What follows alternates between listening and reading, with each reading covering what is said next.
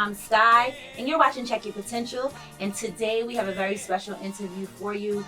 We have here Grea8 Gawd.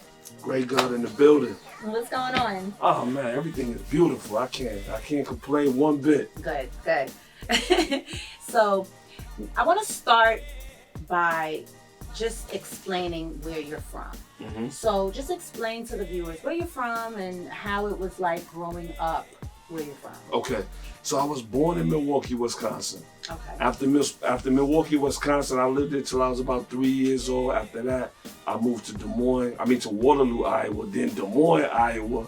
From Des Moines, Iowa, New York, Brooklyn, Brownsville. Wow. From Brownsville, Rochester. From Rochester, Syracuse. Okay. Okay, that's a lot of moving. But how was the transition from each place? Like, what did you notice that was different from, where you came from to when you moved to New York to when you moved upstate New York? What was the difference? So from Des Moines, Iowa to upstate. I mean, from Des Moines to New York was it really was. I mean, obviously it was a culture shock a little bit. Right. But I had always been coming back and forth to New York. Oh, you know what I mean, to visit my pop. So it wasn't like I was just went from one extreme to the next. But in Iowa, like, people got a misconception. They feel like that it's cows, and it's the misconception that people in Brooklyn feel about upstate New York. Right. Oh, we gonna go up there, get all the money, mess with all the bad girls, and them dudes is in barns or somewhere in upstate, right?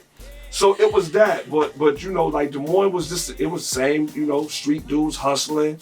I was running around doing pretty much the same thing that I was doing there that I was doing in Brooklyn. To be honest with you, I was getting into a lot of nonsense, a lot of mischievous things, and just doing the bullshit, man. But now from Brooklyn to Rochester wasn't a big stretch either, because Rochester is the only place upstate to me that remind me of Brooklyn. Okay. So to me, Rochester is like a mini Brooklyn. Okay. Now Rochester and Syracuse is two different. You know what I mean? Like, Rochester got more of a city feel, right, and Syracuse got more of a laid back college town feel. But in Rochester, they still have like their suburban areas. Yeah, it's suburban areas in both of them. Like, I never really lived in the city of Syracuse. Well, I lived in the city of Syracuse for the first few years, but then the last few years I lived in the outskirts of Syracuse. But Syracuse ain't no joke. Rochester ain't no joke. Buffalo ain't none of that to play with. Like, you can go and not come back. Because some people think just because it's upstate New York, it's a different vibe. No, it's the same vibe. You just gotta know where to go. It's the same. It's the same, and a lot of times it's more. I found that being in New York, being upstate is more dangerous. Wow. And mind you, I was in Brownsville when it was Brownsville. Mm-hmm. Like when it was crazy. So, but New York, upstate New York it ain't no walk in the park, man. Right. It ain't. Now, when did you start actually getting into rapping and getting into music? So I got into the music while I was in Iowa. You know what I'm saying? Like, I got into the music early. Like, I always would write poetry. Okay. And then, like, the poetry kind of turned into writing records and writing rhymes. And my big brother, he was like, yo, it's dope. I would let him hear my rhymes. I let my aunt on the steam hear my rhymes. You know what I'm saying? So I would let my aunts and my uncles, they was like, oh, nah, that's dope. That's dope. So, that's where it started at. But when I got to Brooklyn and when I really got to Rochester is when I started taking it serious. Okay. Because I was making beats too. So initially I was making beats in Rochester. And then, I was penning a little bit here and there. And then that's when I really started getting busy, is when I went to Rochester. And then when I went to Syracuse, it was everyday rap, studios, you know what I'm saying? And it was crazy. Okay. Yeah. Now, you dropped your Snow Day EP last year. Mm-hmm. How was the reception on that project when you dropped it? Overwhelming. Yeah.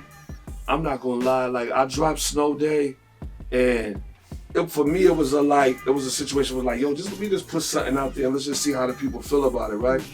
And PR Dean used to tell me, like, yo, just let the people judge. Like, put something out there. PR Dean, Coach Dean used to tell me, like, yo, put something out there, son, so that the people could vibe to it. They can tell you whether they like this or they like this or they not feeling this vibe or that vibe. So I kind of rushed and put that out. I wish I would have put it out this year. Yeah. Because I felt like I might have had the EP of the year. You know what I'm saying? But I mean, the results is overwhelming. The results got me, you know, like Lord Jamal looks. Right. You know, DJ Eclipse, DJ Premier, people, you know, the greats playing these records, and Rock Marcy. You know, it got Rock Marcy recognition. So, you know, and now it's like, nah. Now people, you know, they finally starting to sit with it and they're starting to resonate with the people more. So they like, oh no, this is dope. Yeah. This is different. They want to hear more. They waiting for more right now. Now, what's your favorite track on the project?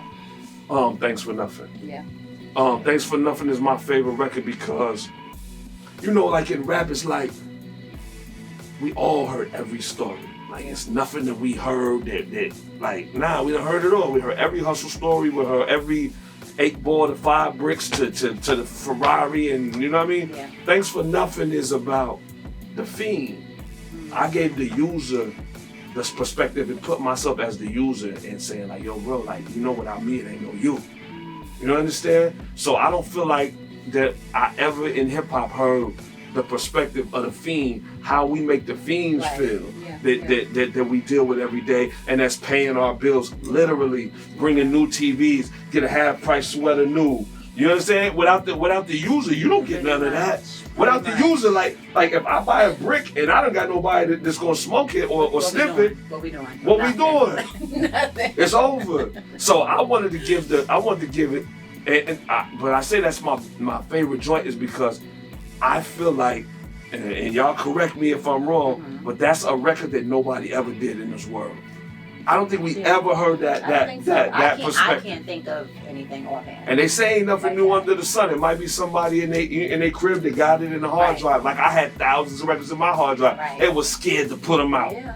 It might be somebody like that you know, that's apprehensive and like, dang, I got that idea. But as far as what's on record, I don't think I never heard that perspective ever. That's dope. That perspective is dope regardless of how you look at it, because we're always hearing the drug deal is part of it. So we don't hear from that. So that's kind of dope. Right. And you also got some recognition because I know for Parks from the from the Joe Button podcast played your song as a sleeper. Right. What was the reception the next day? Were people calling your phone like, yo, Grea8 Gawd was good, I want to... Yeah, shout out to Parks, man. I met Parks the night that I signed my deal. I was in the studio, me, DJ Premier, Rock Marcy. Nobody know. As a matter of fact, that's it. Rock Marcy, Premier, Parks, Knowledge the Pirate, and Parks was sick. Now, mind you, I saw Parks the whole day because it wasn't my session, it was a Rock Marcy session. So I'm like, man, he looked familiar, but I'm like, okay. So then, you know, as I'm now, mind you, I'm humble, great God. So I'm filming my brothers. Right. I got the camera on Rock. On Rock. And Knowledge, because it's daytime, so that's what we do. We deal with equality amongst each other. Sometimes I gotta hold the camera, sometimes you, sometimes me. You do what you gotta do, right? That's right. Okay. So I'm recording my brother. As I'm recording my brother, I say to the engineer, yo, pardon me, I'm gonna start filming. Do you mind being on camera? And he said, nah, it's all good. I said, you know, I introduced myself, and what's your name? He said, Parks. I said, oh, you from upstate, right? He like, yeah. And then I told him I was from up top, and you know, the next thing I know, and the beautiful thing about what Parks did is I didn't ask him to do that. Right. He did it on his own. Because he liked the music. I ain't ask him to do that. Yo, that's dope. We got so much more coming with Grea8 Gawd. You're watching Check Your Potential. Stay tuned.